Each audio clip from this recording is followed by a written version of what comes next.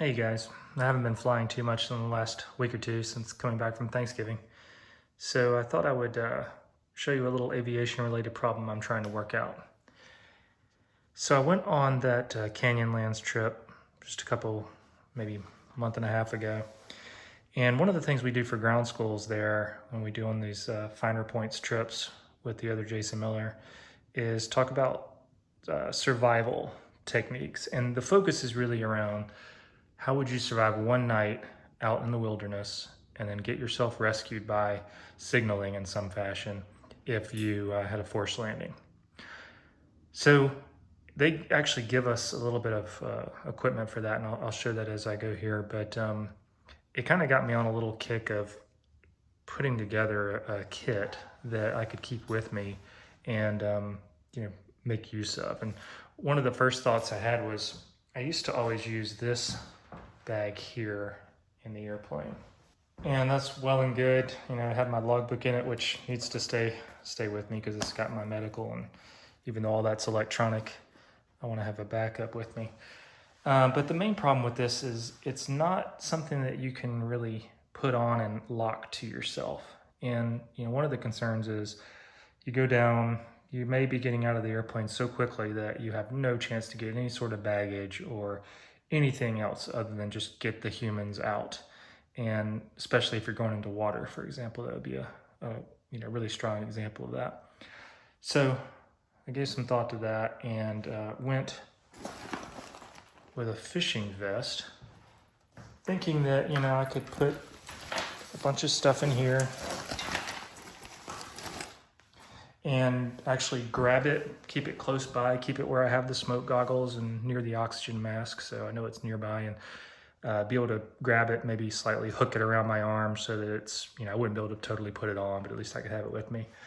When I went to go this route, I realized pretty quickly that, all the stuff I have accumulated for survival purposes really isn't going to fit in here.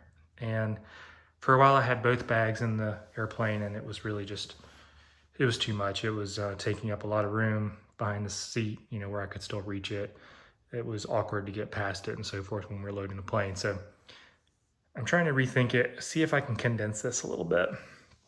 So I thought I'd go through the different items I'm looking to pack and see how you guys might prioritize it, or, you guys should tell me if I'm totally missing, an aspect of this that I need to add. But, again, my focus is on dealing with one night out in the wilderness and staying alive long enough to get rescued. So I've got a few categories of things here. Let's take a look.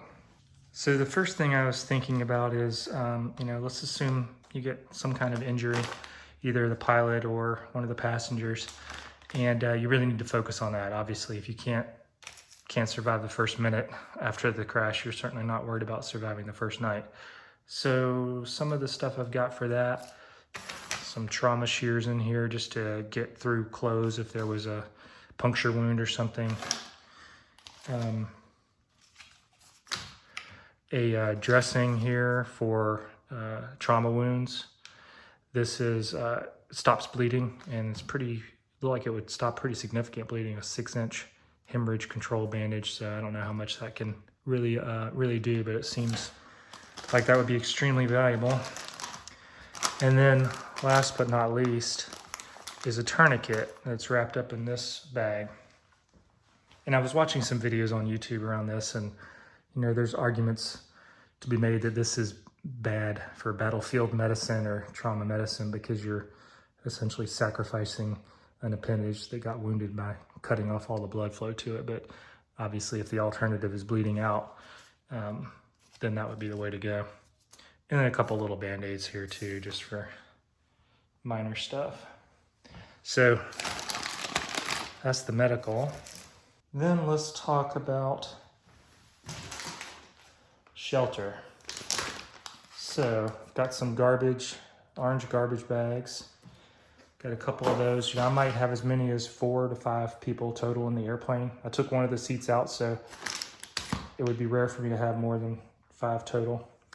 But then there's also some other little stuff in this one kit. This is one of the kits that Jason gave us on the trips. that he does. Got a wind up light in here, a whistle for signaling, as well as a mirror. And I'll talk about signaling a little bit later. I've got kind of another group of stuff for that. And then also for shelter, one of the instructors on the trip pointed out this Blizzard survival jacket. So it's kind of a double layered space blanket type of deal, but it's meant to be sort of a parka style shape to it. And it was pretty impressive. He demoed one, and he actually gave me this one. And it looks like it would make a pretty good shelter for one person. You could kind of ball up in there for the night, and I think you'd stay pretty warm and pretty happy considering. Also related to shelter, I've just got some little ropes here. Some of these are pretty pitiful, basically just shoelaces. But this one is some paracord. All right, so next up is making a fire. Goes well with a shelter.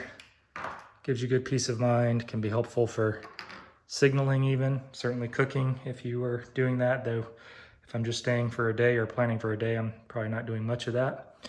But here's just some waterproof cases I have. They have a little bit of cotton balls and Vaseline to act as kindling.